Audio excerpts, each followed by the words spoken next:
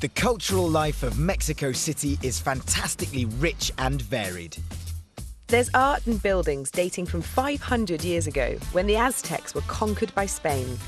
There are ancient ruins going back 2 millennia, and paintings and sculptures by some of the best-known artists of the last 100 years.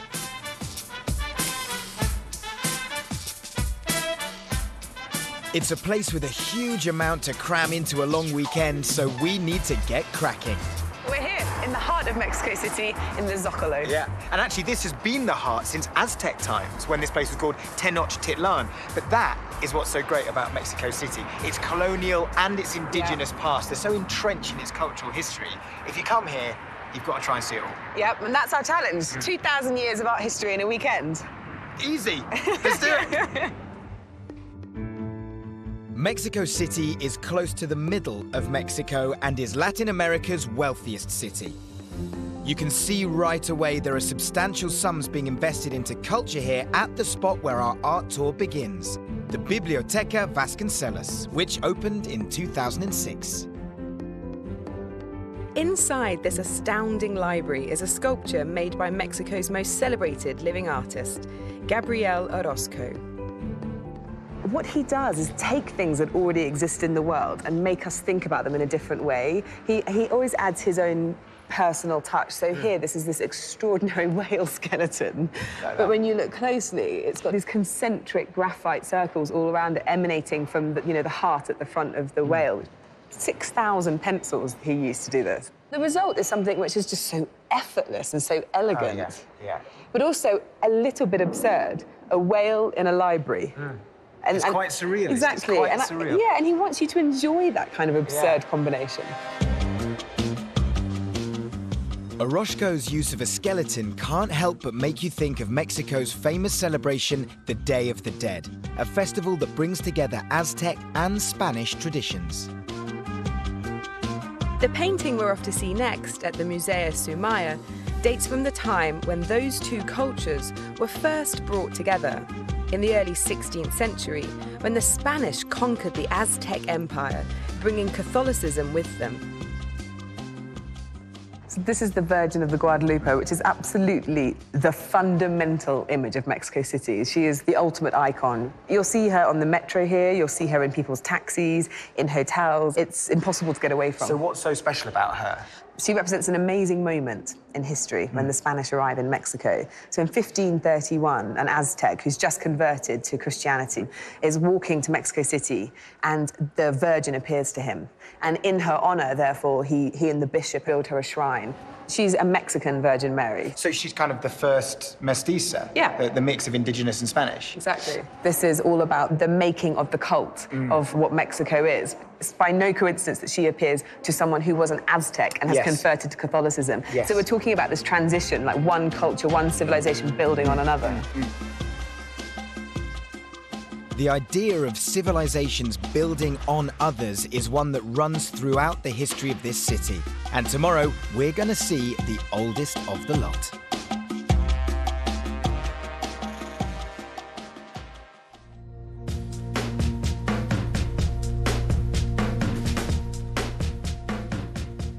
It's Saturday, and we're in Teotihuacan, a ruined city in the Valley of Mexico. Teotihuacan is about 30 miles northeast of Mexico City. It was built over 2,000 years ago by indigenous people from across Mesoamerica and contains numerous built structures, including huge pyramids. It's really important to remember that actually this was once a teeming city. But despite that, we just know so little about it. But we do know it was first started being built around 200 BC, and then at its height, around 500 AD, this city had a population of about 200,000. But what we don't know is who actually started here in the first place, and why in like 700 AD it suddenly declined, really rapid, drastic decline. No one's really sure why. As well as the magnificent pyramids at Teotihuacan, there are the remains of houses, which offer a few tiny clues into the lives of the people who were here so long ago. It was a highly visual culture, and they painted their walls with colourful murals, like this one. It's an image of the water goddess and dates from around 450 AD. For these people to have had such a staggeringly large and important empire, they had to have had great agriculture, so they needed irrigation. And so here she is, this goddess with water pouring off her hands.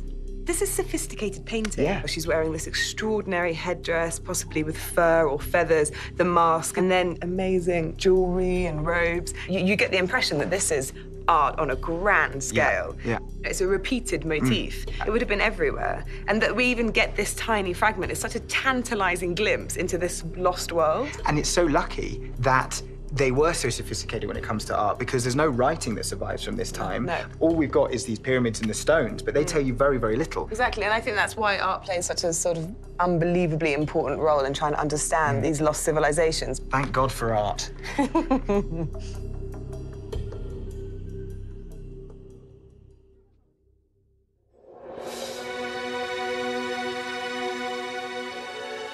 For our last day, we're going to focus on everyone's top 2 Mexican artists of all time, Frida Kahlo and her husband Diego Rivera. These days, Frida is by far the better-known artist of the two, but when they were alive, the big shot was Diego. We're starting our day at the Museo Mural Diego Rivera by Alameda Park in the city centre. This is an enormous mural. I mean, you cannot get any sense of it from a book. So what you've got here is 400 years of history, a lot of which we see here, which was played out in the Alameda Park. Diego's mural here depicts key moments in Mexico's history. Starting with the Spanish conquest in 1521, it shows how some 300 years later, the country gained independence. It then experienced a dictatorship under a president called Diaz, and subsequently, at the start of the 20th century, underwent a revolution. This is not just history, it's got a personal story, and never probably more so than in this painting, because Diego's in it as a little boy. Yeah. And then there's, of course, Frida with her hand on his shoulder, so a completely compressed narrative, because Frida's an adult, he's a little boy. Why does he depict himself as a child? I think because his first ever sort of anti-Diaz feelings were here in the park, because he came to listen to the bandstand and he would see the lower classes, people like this lady here in the extraordinary neon yellow dress, being turned out of the park because Diaz wanted it to be for the better class of people. And that was the moment where he felt very angry about the regime. I think why Rivera is so loved is that he puts in touches which are slightly comical. It's very human. It's a real celebration of colour. They're not naturalistic colours. No. And that's very much like the pre-Hispanic murals. His is more sophisticated type of painting, but it still definitely owes a debt of gratitude to those earlier painters. He doesn't care about the West. He's painting a new type of art for Mexico. To the south of the city is the Blue House, where Diego lived with his wife, Frida Kahlo. Frida's captivating self-portraits are some of the best-known paintings in the world, thanks in part to her personal story. Nearly killed in a tram crash at the age of 18, she spent the rest of her life in pain, wearing uncomfortable body braces. At the humble home she shared with Diego, you can get a feel for how the couple lived. You know what I thought was extraordinary about that is that there's this enormous international reputation for both of these artists, particularly Frida now, and yet the whole thing was so domestic and so personal, really intimate. And you really get that sense that she was a wife. I think the thing is that he lived in an age of politics, so he's the famous artist in the couple. We live in an age of personality now, so Frida really dominates. There's this whole cult of Frida internationally. One of Frida's most important paintings is housed in the Museo Dolores Olmedo. The broken column was painted in 1944, when Frida had just had surgery on her spine to try and rectify the damage caused by her accident almost 20 years before. In that crash, she broke her leg in like 22 places. She broke her pelvis. She had a railing go through her abdomen and pierce her uterus. I mean, it was just unbelievably horrific. Really confronting image. There's absolutely no holds barred. The flesh is being pricked. Her body's torn open. She couldn't get away with this kind of imagery unless she had this naive style. This is the sort of enduring quality of her work, that she can present things which are heartbreaking and bloody, but you can look at them and linger on them because they're painted in this kind of really beautiful, childlike, naive, dreamlike way. Yeah, I mean, if that was kind of, if she had a sort of more realistic style, it would be unbearable. When we arrived in Mexico City, we set out to cover 2,000 years of art history in a weekend. And I reckon we did pretty well.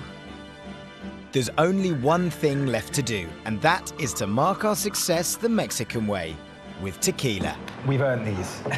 We certainly have. This is an unbelievable city. I've never been anywhere quite like it.